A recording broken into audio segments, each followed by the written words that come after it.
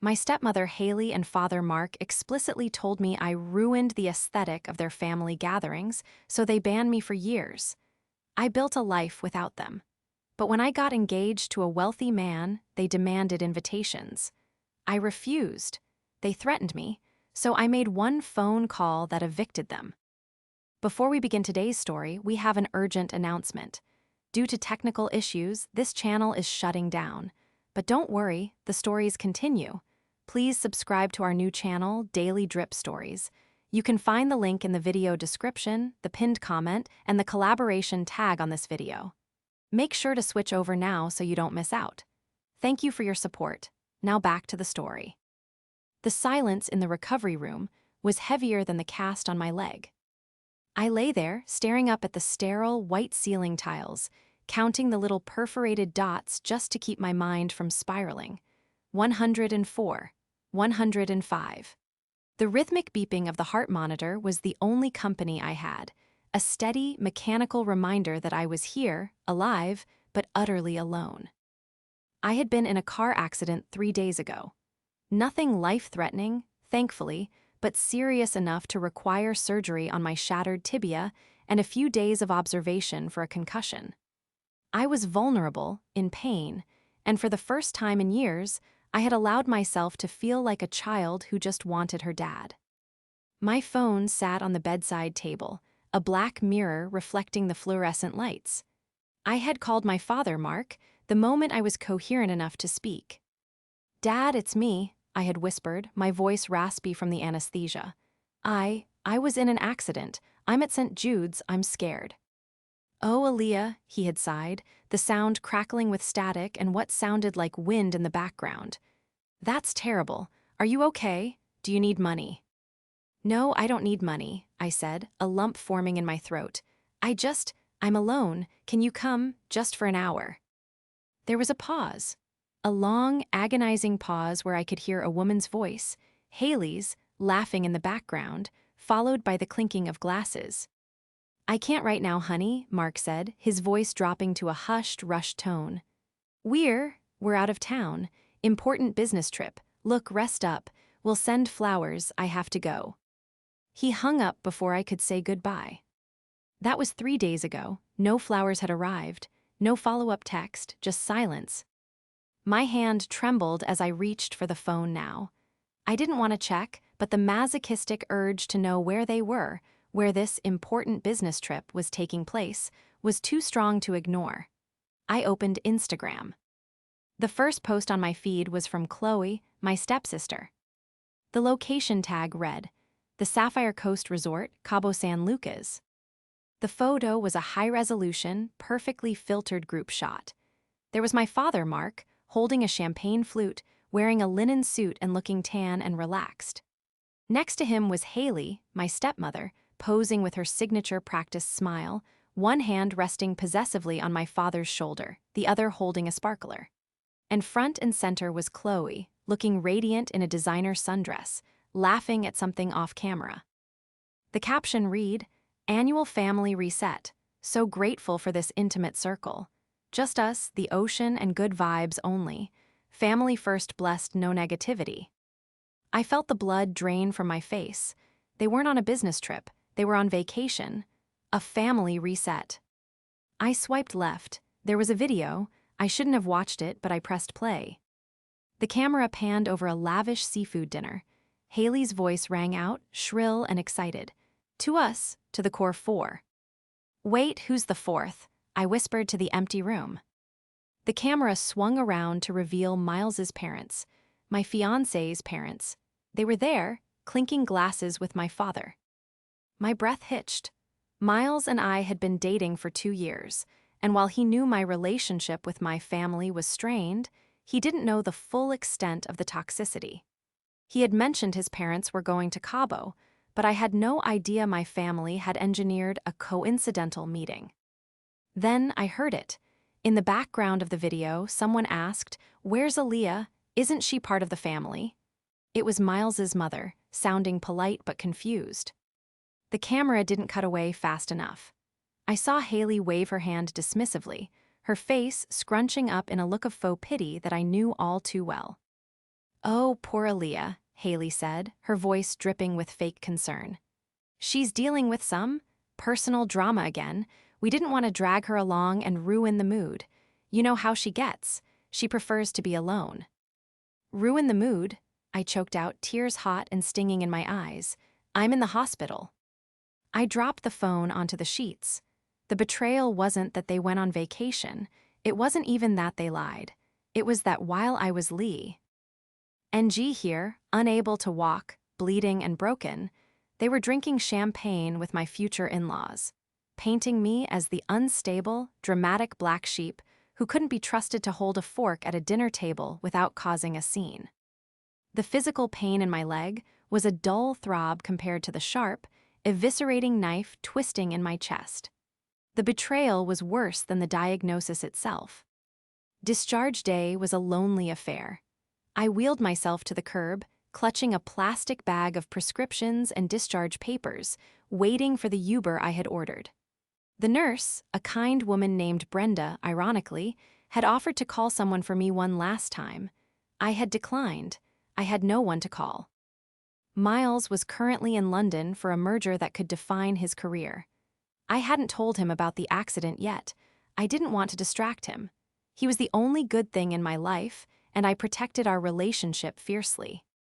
As the Uber driver helped me into the backseat, grunting as he maneuvered my crutches, my phone buzzed. It was a text from Haley. Hope you're feeling better. Dad mentioned you had a little fender bender. We're back from Cabo. We need to talk about the wedding. Chloe has some ideas for the bridesmaids' dresses. I stared at the screen, the audacity of the message making me nauseous. A little fender bender. They hadn't visited. They hadn't called. But now that they were back, they wanted to dictate terms for my wedding to Miles. I didn't reply. I just leaned my head against the cool glass of the window and watched the city blur by. When I finally got back to my apartment, a sleek, modern penthouse in the city center that my family assumed Miles paid for, I collapsed onto the sofa. The silence here was different from the hospital. It was mine. I spent the next 2 weeks recovering in isolation. I hired a private nurse to help me with daily tasks because I refused to ask Mark for anything. During those long hours of physical therapy and icing my leg, I had a lot of time to think. I replayed every memory, every slight, every time I was told I wasn't welcome. You can't come to the Christmas gala, Aaliyah, Haley had told me when I was 22. It's black tie. You don't have anything appropriate, and we don't want you looking like a charity case in the photos. Chloe's graduation party is for close friends and family only, Mark had said when I was 25. You know you and Chloe don't get along. Why make it awkward? They had systematically erased me from their public image, treating me like a dirty secret. But they had made a grave miscalculation. They assumed that because I was quiet, I was stagnant. They assumed that because I didn't fight for a seat at their table, I wasn't building my own dining hall. My phone rang. It was Haley. I decided to answer. Hello, Haley, I said, my voice cool and detached. Aaliyah, finally, she snapped, bypassing any pleasantries. We need to schedule a dinner. Miles's parents were charming in Cabo, absolutely charming. We practically promised them that we'd host the engagement party. I'm thinking the Grand Holloway estate. It's impossible to get into, but I'm sure with Miles's name, we can pull strings. I closed my eyes, taking a deep breath. The Grand Holloway estate. The Holloway is booked solid for 2 years, Haley, I said calmly. Well, that's why you need to get on it, she said, her tone shifting to that demanding, dismissive cadence she used with service staff. You're the bride. Use your little, whatever it is you do, party planning skills, or better yet, let me handle it. I don't want you messing up the aesthetic with your budget ideas. Chloe is going to be the maid of honor, obviously, so she needs to approve the venue too. Chloe is not my maid of honor, I said, and I'm not asking you to host anything. Excuse me, Haley's voice dropped an octave. Don't be ungrateful, Aaliyah. We are trying to help you fix your image. Miles comes from a good family. They don't want a daughter-in-law who is estranged from her people. It looks trashy. We are doing this for you. For me, I laughed, a dry, humorless sound. Like you went to Cabo for me, while I was in surgery. Oh, stop being so dramatic, she huffed. You're fine. I saw you posting about your work yesterday. If you can work, you can't be that hurt. Now look, we're coming over on Sunday. Mark wants to see the apartment. We need to make sure it's up to standard for when the in-laws visit. I'm busy Sunday, I said. We'll be there at 6, don't be late. The line went dead. I lowered the phone, staring at the screen. My hand was shaking, not from fear, but from a rage so cold it felt like ice in my veins. They were coming to inspect my home. They were planning to hijack my wedding to elevate their own social standing. They wanted to use Miles's name to get into the Grand Holloway estate. I looked around my living room, my gaze landing on a framed certificate. 8 on the wall, discreetly tucked away in the corner. It was the deed of ownership for a portfolio of properties under my holding company, Lumina Events and Venues. The first property on the list, the Grand Holloway estate. They thought I was a low-level party planner. They thought I was a broke, desperate daughter yearning for their approval. They had no idea that the impossible-to-get-into venue they coveted was owned by the stepdaughter they had thrown away. But they had forgotten one crucial thing. The landlord always has the keys. To understand why my family hated me, you have to understand the economy of Mark and Haley's marriage. It wasn't a partnership. It was a transaction. My mother passed away when I was 12. She was the heart of our home, a woman of quiet strength and immense grace. She came from old money, the kind that never bragged, never flashed labels, and valued legacy over likes. When she died, she left everything in a trust for me, managed by my father until I turned 30. Enter Haley. Haley was a hurricane of hairspray, logos, and insecurity. She met my father 6 months after the funeral at a country club mixer. She was a lifestyle consultant, which mostly meant she was unemployed and looking for a sponsor. She latched onto my father's grief and his need for direction. Within a year, they were married. Haley brought Chloe, her daughter from a previous marriage, into our home. Chloe was 3 years younger than me, a carbon copy of her mother but with sharper edges. From day one, the narrative was set. Haley was the savior who fixed our broken home. Chloe was the miracle child who brought joy back to Mark. And I was the reminder of the dead wife. I was the ghost in the hallway. I tried so hard to be loved by them. When I was 16, I spent my entire summer babysitting Chloe so Haley could go on networking trips to Europe. I never asked for payment. I just wanted my dad to say, "Good job." He didn't. He just asked why the house wasn't cleaner. When I was 20, I used my tuition savings to bail Mark out of a bad investment that Haley had convinced him to make. I transferred the money quietly, saving them from bankruptcy. Haley told everyone she had sold some jewelry to save the family. I never corrected her. I made myself small so they could feel big. I dimmed my light so Haley wouldn't feel outshined. But it was never enough. Haley was a master of the backhanded exclusion. She wouldn't outright ban me, she would just make it impossible for me to attend. She'd change dinner reservations to a time she knew I had class. She'd forget to tell me the dress code, so I'd show up in jeans to a black tie event, allowing her to sigh and apologize to guests for my lack of breeding. Now, sitting in my apartment, waiting for their Sunday invasion, I realized the dynamic had shifted.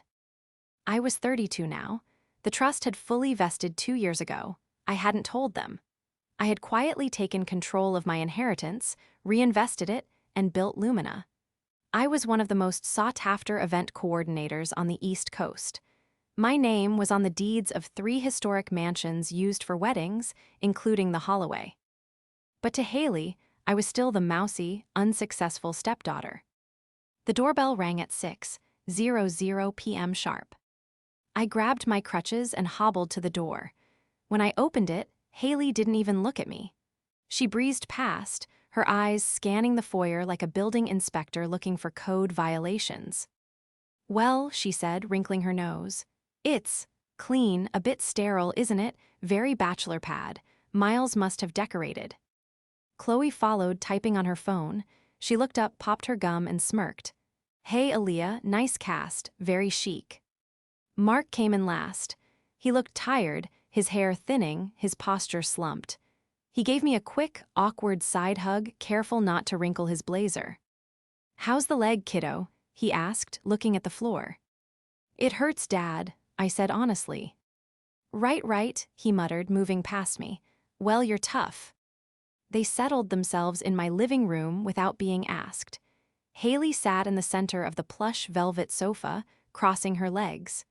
She looked immaculate in a cream-colored pantsuit, her hair blown out to perfection.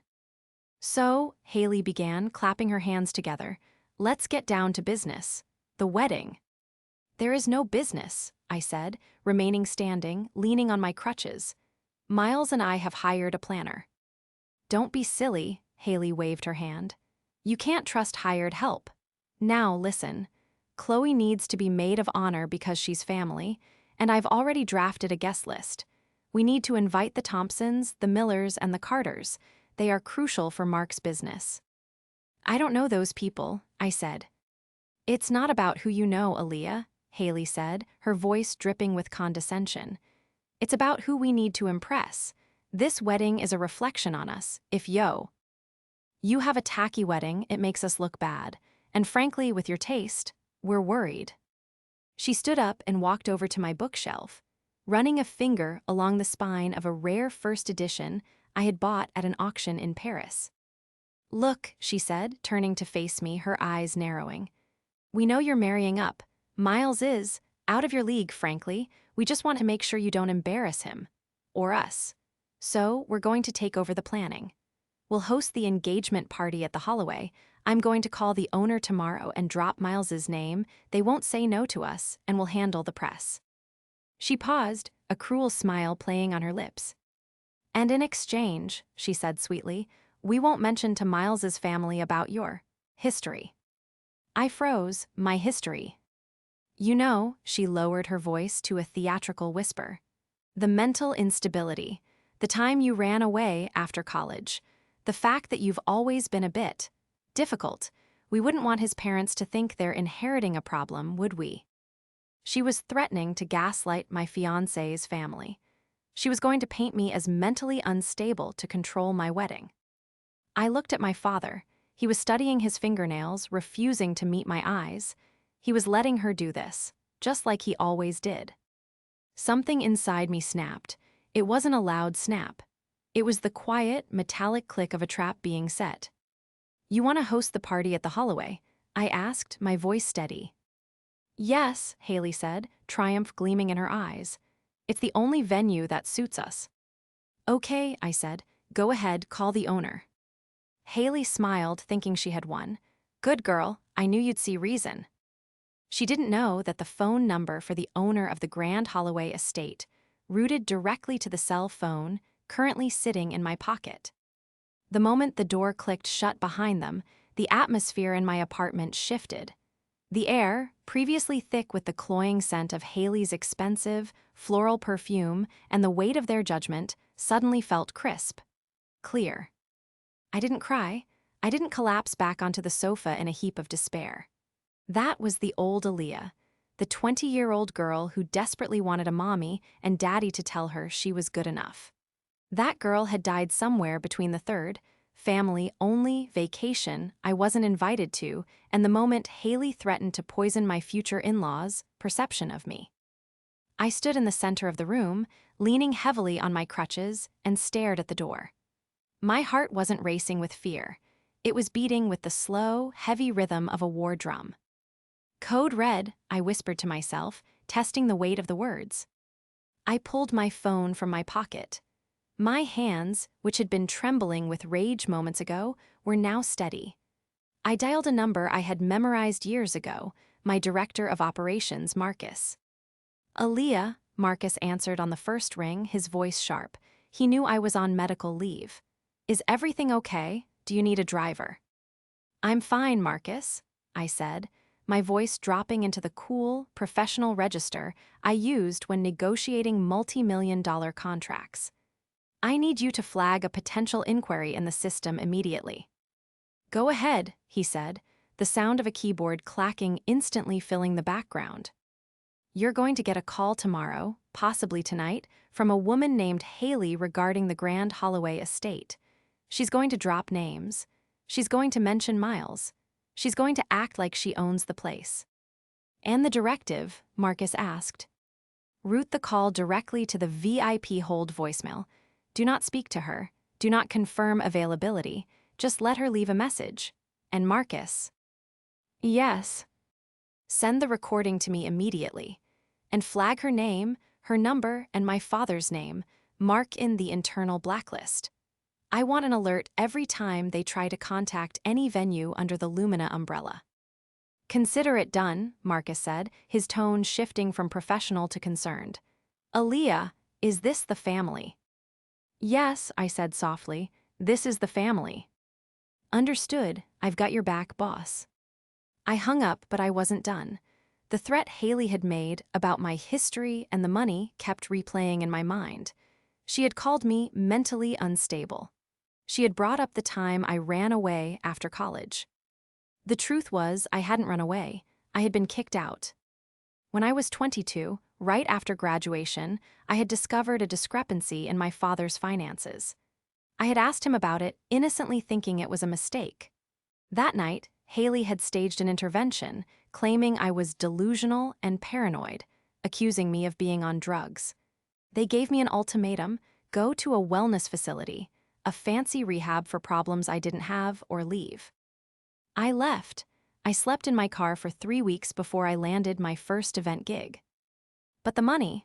Haley had mentioned she sold jewelry to save the family from bankruptcy back. Then, I had transferred them $50,000 of my own tuition savings, money my mother had left me in a separate, smaller account for emergencies, to help them. I limped over to my home office, a space Haley hadn't bothered to inspect. I unlocked the bottom drawer of my filing cabinet and pulled out a dusty, expanding file labeled 2016, Personal. I sat on the floor, ignoring the throb in my leg, and spread the papers out. I needed to trace that $50,000. I logged into my old bank account, the one I hadn't used in years. I found the transfer, $50,000 wire to Mark and Haley joint checking. Then, I did something I should have done a decade ago. I logged into the public records database. I searched for property records in my father's name for the year 2016. There it was. 2 weeks after I transferred the money to save them from bankruptcy, a deed was recorded. A luxury condo in downtown, purchased in cash. The owner listed wasn't Mark, it wasn't Haley. It was Chloe. She would have been 19 at the time. A 19-year-old college student buying a condo with cash. I felt a cold sweat break out on the back of my neck. They hadn't been bankrupt. They had stolen my tuition money, gaslit me into thinking I was crazy for asking questions, kicked me out to keep me silent, and used my money to buy Chloe an investment property. I wasn't just dealing with a mean stepmother. I was dealing with financial predators. I picked up my phone again. This time, I didn't call an employee. I called Mr. Vance, a forensic accountant and private investigator I used for vetting high-profile vendors. Vance, I said when he answered, I have a job, it's personal, and I need you to dig deep. I need to know everything about Mark and Haley's finances for the last 10 years. Every asset, every loan, every credit card statement you can legally or creatively access. That's a big ask, Aaliyah, Vance grunted. I'm doubling your rate, I said, and I need the preliminary report in 48 hours. Send me the names, he said. 2 days later, my phone buzzed with a notification from Marcus. New voicemail, priority flag. I pressed play. Haley's voice filled my kitchen, sticky sweet and dripping with entitlement. Hello, yes, this is Haley. Haley Van der Hoven. I'm calling on behalf of the future Mrs. Miles Kensington. We need to book the Grand Holloway for an engagement gala next month. We'll need the full estate. Obviously, price is no object. though we expect the family and friends rate since we're bringing such high-profile guests. Call me back immediately. We're on a tight schedule. I didn't call her back. I let her wait. For 3 days, I let her stew. I watched the logs as she called again and again. Her voice went from sweet to demanding, then to frantic, and finally to furious. Message 4, this is ridiculous. Do you know who I am? Do you know who my son-in-law is? Pick up the phone. Message 7, I am going to have you fired. I know the owner. I will ruin this venue. I sat there, drinking my herbal tea, feeling a grim sense of satisfaction. She claimed to know the owner. She was screaming at a voicemail system owned by the stepdaughter she despised. On the 4th day, I decided it was time to pull the string. I had Marcus send a standard, automated email from the Holloway Estate booking team. Dear Mrs. Van der Hoven, thank you for your inquiry. Unfortunately, after a preliminary review of the requested dates and client profile, we are unable to accommodate your request at this time. The Holloway Estate maintains a strict vetting process for all private events. We wish you luck in your search. It was a generic rejection, the kind intended for people who couldn't afford the deposit.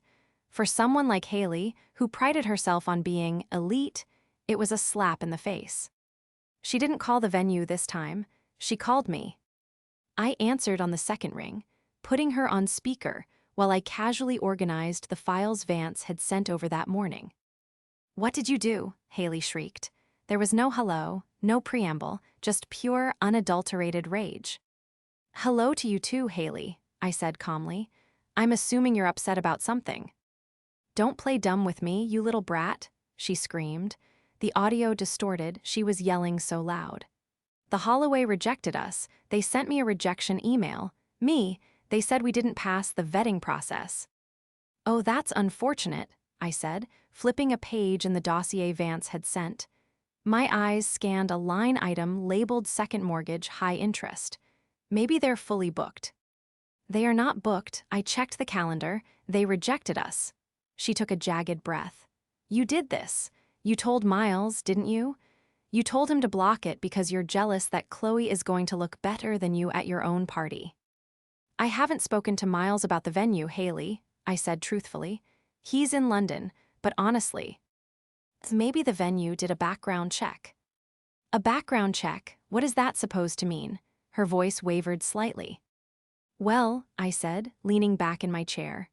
High-end venues like the Holloway often check the financial solvency of their hosts. They don't want to risk a bounced check on a $50,000 event. Maybe something flagged. How dare you, she hissed. Our finances are impeccable. Mark is a vice president. Is he? I asked. Because usually, vice presidents don't take out predatory payday loans to fund trips to Cabo. There was a silence on the other end. A thick, heavy silence that told me I had hit the bullseye. You've been snooping, she whispered, her voice dangerous now, low and venomous. I've been protecting myself, I corrected. You listen to me, Haley snarled. You fix this. You call that venue, you use Miles's name, and you get us that date. If you don't, I'm going to have a long talk with Miles's mother. I'll tell her about the time you were institutionalized. I'll tell her about the drugs. I'll tell her you're a liability. I wasn't on drugs, Haley. You know that.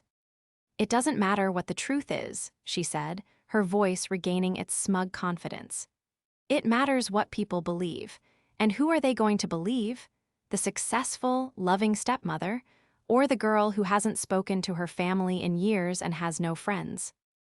I have friends, I said, my grip tightening on the phone. You have employees, she corrected cruelly. You have until tomorrow to get us that booking, or I burn your life down. She hung up. I stared at the phone. She was doubling down. She was threatening to destroy my relationship with Miles based on lies she had manufactured a decade ago. She thought she held all the cards because she thought I was afraid of the truth coming out. But she hadn't seen the file on my desk. She hadn't seen the document titled Last Will and Testament of Elizabeth Moore, my mother. And she definitely hadn't seen the deed to the house she was currently standing in. The dossier Vance had compiled was thick, heavy and damning. It lay on my dining table like a paper tombstone for the relationship I had once hoped to have with my father. I sat there for hours, cross-referencing dates, bank transfers, and property records. The picture that emerged wasn't just of greed, it was of systematic dismantling of my mother's legacy. Fact 1, the family home, the beautiful Victorian estate my mother had inherited from her grandmother, the house I grew up in, was legally supposed to be held in a trust for me until I turned 25. Mark was the trustee. Fact 2, when I was 23, 1 year after I was kicked out, Mark had forged my signature on a document aimed at dissolving the trust and transferring the deeds solely into his name. Fact 3, Mark and Haley had then taken out 3 separate mortgages against the house. The equity was gone. They had drained nearly 80% of the home's value to fund their lifestyle, the BMWs, the designer clothes, Chloe's condo, the vacations to Cabo. They were living in my house, which they had stolen, and they were bankrupting it. The realization made me feel physically ill. I wasn't just the black sheep. I was the piggy bank they had smashed open and discarded. The doorbell rang. I checked the security camera. It was Miles. He wasn't supposed to be back from London for another 2 days. Panic flared in my chest. Had Haley already called him? Had she already poisoned the well? I grabbed my crutches and hurried to the door as fast as I could. When I opened it, Miles was standing there, his suitcase still in his hand, looking exhausted but worried. "Miles," I breathed. "Aaliyah," he dropped the suitcase and wrapped his arms around me, burying his face in my neck. He smelled like airport coffee and rain. I came straight from the airport. My mom called me. I froze in his arms. She did it. She actually did it. I pulled back, searching his face for signs of disgust or doubt. What did she say? Miles sighed, running a hand through his hair. He walked into the living room, guiding me to the sofa. She said Haley called her. Haley was hysterical. She told my mom that you were having a mental break again, that you were delusional and attacking the family. She said you were trying to sabotage Chloe's engagement out of jealousy. "And," I asked, my voice barely a whisper, "do you believe her?" Miles looked at me, his blue eyes fierce. "Aaliyah, I've known you for 2 years. I know who you are. I know you're not unstable. But my mom is rattled. Haley told her some very specific things. About a rehab clinic, about theft." "It's a lie," I said, my voice shaking. "All of it. Miles, they stole from me. They kicked me out." "I believe you," Miles said firmly, taking my hands. "But we need to shut this down. My parents are old-fashioned. They hate scandal, if Haley key. Ep's spreading this, they're going to pull their support. Not just for the wedding, but for the merger. They're worried about the family reputation." "She's blackmailing me," I said. "She wants the Holloway estate. She wants me to force the venue to book them for free." Miles frowned. "The Holloway, why are they so obsessed with that place?" "Because it's the status symbol," I said. "And because they're broke, Miles. They need the appearance of wealth because the reality is crumbling." I looked at the dossier on the table. It was time.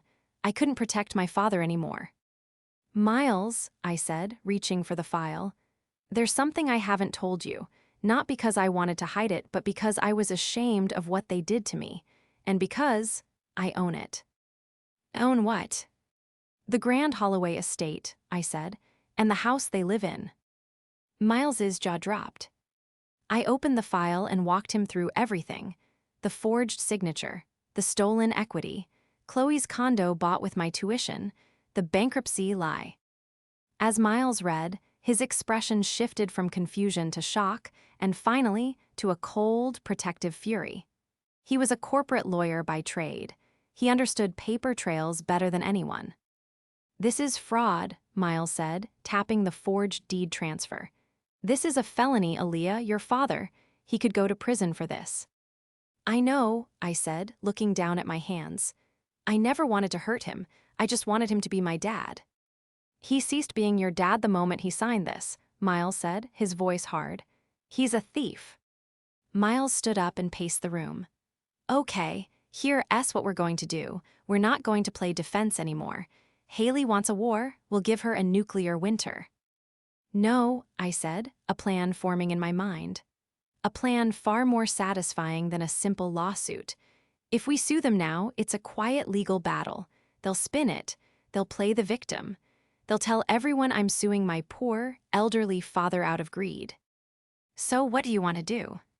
She wants the engagement party at the Holloway. I looked up at Miles, my eyes dry and clear. Let's give it to her. Let's let her invite everyone. The Thompsons, the Millers, your parents, her entire social circle. Why? Miles asked, confused. Because, I said, a cold smile touching my lips. I want her to stand in the center of the room, surrounded by the people she's trying to impress, thinking she's one. I want her to feel safe. And then, I want to take it all away. Publicly, irreversibly. You want to trap them, Miles realized. I want to evict them, I corrected. From the venue, from the social circle, and from my house. I picked up my phone. I'm going to make one call to Mark. One last chance for him to tell the truth. If he lies, the trap is set. I dialed my father's cell. Aaliyah, Mark answered, sounding weary. Haley is really upset, honey. You need to fix this venue thing. Dad, I said softly, I need to ask you something, and I need you to be honest with me, just this once. What?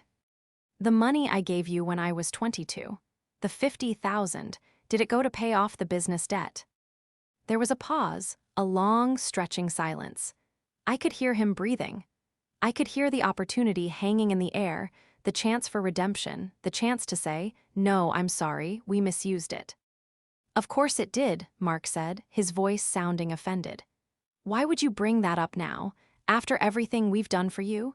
You're being paranoid again, Aaliyah, just like Haley says. My heart broke one final time. It shattered quietly, leaving nothing but sharp edges. Okay, Dad, I said, I just wanted to know, tell Haley. Tell Haley she can have the Holloway, I'll make the call. Good, Mark said, relieved. That's my girl, we'll see you at the party. I hung up. He lied, I said to Miles. Then we proceed, Miles said. I looked at the calendar. The engagement party, Chloe's party, was in 2 weeks. It would be the night everything ended. The night of the engagement party, the Grand Holloway estate looked like a scene from a fairy tale. The limestone facade was bathed in soft, amber uplighting. A string quartet played Debussy on the terrace. Crystal chandeliers, which I had personally sourced from Austria, glittered through the French doors. It was perfect, and it was all a stage I had set for their execution. I arrived late, deliberately. I wore a crimson dress that stood in stark contrast to the pastel, spring garden theme Haley had demanded. I walked without crutches, though my legs still ached with every step in my heels. Miles was by my side, his hand warm and steady on the small of my back. When we entered the ballroom, the party was in full swing. There were over 100 guests, the elite of the city, business partners, and of course, Miles's parents, who looked uncomfortable as Haley held court near the champagne tower. Haley spotted us immediately. She whispered something. Hing to Chloe, who smirked, and then they glided over to us. You made it, Haley chirped, loud enough for the nearby guests to hear. She leaned in for an air kiss, but I stepped back. Her smile faltered for a fraction of a second before recovering. And look at you, wearing red. A bit bold, isn't it? Trying to upstage the bride-to-be. I'm just here to observe Haley, I said, my voice carrying over the music.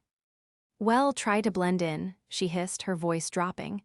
And don't drink too much. We don't want a repeat of past incidents. She turned to Miles, beaming. Miles, darling, your parents are just adoring the venue. I told them how hard I had to fight to get this place. The owner absolutely loves Mark, you know. We go way back. Miles didn't smile. He looked at her with a detached curiosity, like he was watching a bug crawl across a pristine table. Is that so? You know the owner. Oh, intimately, Haley lied effortlessly. We're practically family. Interesting, Miles said, because the owner is standing right next to me. Haley blinked. She looked at Miles, then at the empty space next to him, and then finally her eyes landed on me. "What?" she laughed, a nervous, high-pitched titter. "Don't be ridiculous. Aaliyah works in coordination." I signaled to the DJ booth. The music cut out abruptly. The silence that fell over the room was instant and heavy. Every head turned toward us. "Actually, Haley," I said, my voice projecting clearly in the sudden quiet. "I own Lumina Events, which means I own the Grand Holloway estate. I also own the Sterling Manor and the Rosecliff Gardens." A murmur rippled through the crowd. I saw my father, Mark, freeze mid-sip of his drink. "This is a joke," Haley snapped, her smile vanishing. "Aaliyah, stop this. You're making a scene. You're having an episode." "No episodes tonight," I said calmly. I reached into Miles's jacket pocket and pulled out a folded document. "Just facts. You wanted to impress these people, didn't you? You wanted everyone to know who the Van der Hoeven family really is." I unfolded the paper. It was a blown-up copy of the forged deed transfer. "Ladies and gentlemen," I addressed the room, "my stepmother just told you she fought hard for this venue. The truth is, she bullied and blackmailed me to get it for free. But that's not the only thing she's taken for free." "Security," Haley shrieked, looking around wildly. "Get her out of here, she's crazy." My security guards, didn't move. They stood by the doors, arms crossed, watching me for instruction. "This," I held up the document, "is a deed transfer for my childhood home. The home my mother left to me. It shows my signature, signing the house over to my father, Mark." I turned to Mark. He was pale, sweating profusely. "Dad," I said, "did I sign this?" "Aaliyah, please," he croaked, stepping forward. "Not here, not now." "Did I sign it?" I asked louder. "No," he whispered. The crowd gasped. Miles's mother covered her mouth with her hand. "That's right," I said. "You forged my signature. You stole my inheritance. You and Haley took out 3 mortgages on a house you don't own to fund a lifestyle you can't afford, including," I gestured around the room, "this party, which, by the way, hasn't been paid for." I turned back to Haley. She looked small now. The Grand Dame facade was cracking, revealing the terrified, greedy woman beneath. "You told Miles's parents I was unstable," I said to her. "You told them I was a liability. But the only liability in this room is you. You are trespassing on my property. You are living in my house. And as of this moment, you are evicted." "You can't do that," Chloe screamed, stepping forward, her face twisted in ugly rage. "I live there, it's my house." "Actually, Chloe," I said coolly, "your condo downtown, the one bought with the $50,000 stolen from my tuition fund, my lawyers froze that asset this morning. It's part of the civil suit for embezzlement." Chloe's mouth opened and closed like a fish. I pulled my phone from my clutch. "I'm making one call, not to fix things, but to end them." I pressed dial on speakerphone. 911, what is your emergency?" The operator's voice rang out. "I'd like to report a trespassing and a significant fraud in progress at the Grand Holloway estate," I said, locking eyes with Haley. "I have the perpetrators detained." Haley lunged at me. "You bitch, you ungrateful little." 2 security guards intercepted her effortlessly, holding her back as she thrashed and screamed obscenities that would make a sailor blush. The elite crowd watched in horror as the woman who claimed to be the epitome of class was dragged away, kicking and screaming. Mark didn't fight. He just slumped into a chair, putting his head in his hands. He couldn't look at me. I turned to the stunned guests. "I apologize for the interruption. The bar is closed. Please vacate the premises immediately." The fallout was swift and absolute. Haley and Mark were arrested that night. While the criminal charges for fraud and forgery would take time to process, the civil consequences were immediate. My lawyers, armed with Vance's dossier, filed injunctions that froze every account they had. The social exile was instantaneous. The video of Haley being dragged out of the engagement party, filmed by a dozen guests, went viral locally. The Thompsons and Millers she was so desperate to impress were the first to distance themselves, issuing statements that they were shocked and appalled by the deception. Chloe's engagement fell apart within a week. Her fiancé, a junior partner at a law firm, didn't want to be attached to a family under investigation for felony fraud. He broke it off via text. As for the house, 3 months later, I stood on the porch of my childhood home. It was empty now. The bank had foreclosed on the mortgages Mark had taken out, but because the deed transfer was proven fraudulent, the ownership reverted to the original trust, me. I had to pay off the lien to save it, a significant sum, but I could afford it. I walked through the empty rooms. The walls were scarred where Haley had hung her tacky art. The carpets were stained. But underneath the neglect, the bones of the house, my mother's house, were still strong.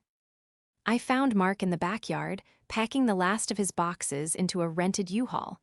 He was out on bail, awaiting trial. He looked 10 years older. He saw me and stopped. "Aaliyah," he said. His voice was hollow. "You have to be off the property by noon, Mark," I said. I didn't call him Dad. "I'm going," he said. He hesitated, looking at the garden my mother had planted. Haley made me do it. She said we deserved it. She said you wouldn't mind." "You're a grown man," I said. "You made a choice. You chose her over me, every single day for 10 years. "I'm sorry," he whispered. "I know," I said, "but sorry doesn't pay the mortgage. Goodbye, Mark." I watched him drive away. As the truck disappeared around the corner, I felt a weight lift off my shoulders that I hadn't realized I was carrying. I turned around and saw a car pull into the driveway. It was Miles. He got out, holding 2 coffees and a set of blueprints. "Hey," he smiled, walking up the steps. "Ready to renovate?" "Yeah," I said, taking his hand. "I'm thinking we tear down the wall between the kitchen and the dining room. Let the light in." "Sounds perfect," he said. We sat on the porch steps, drinking coffee as the sun began to set over the property that was finally, truly mine. I wasn't the girl who was excluded anymore. I was the woman who owned the venue. And for the first time in my life, the guest list was exactly who I wanted it to be.